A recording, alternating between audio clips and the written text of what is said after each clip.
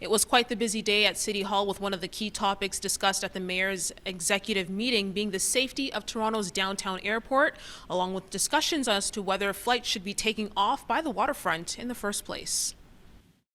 The lengthening of the Billy Bishop Runway was part of the discussions at the mayor's executive committee on Tuesday. Ports Toronto, which runs Billy Bishop, must meet a federal regulatory deadline of adding a runway safety end area of a minimum of 150 meters by July 2027.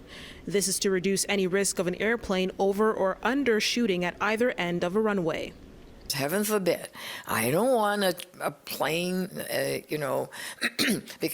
having trouble. Right? Passenger experiencing trouble because the runway is not long enough. But there are concerns the runway extension could put the future of Billy Bishop up in the air. To allow for a landmass extension, the city needs to negotiate an amendment of the current tripartite agreement signed 40 years ago with Ports Toronto and Transport Canada.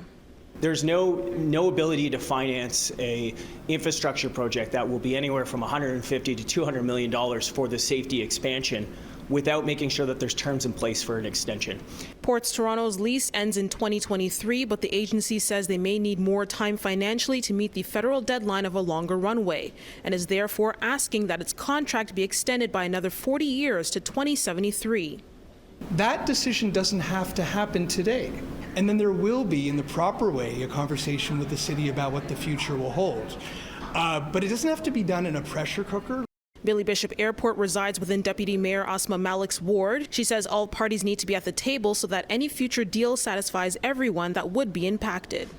When this agreement was first negotiated, it took at least 5 years to negotiate it with all the considerations that are being laid out.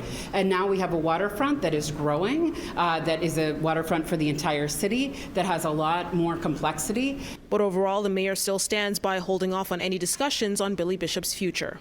We can have that conversation after we fix the runway.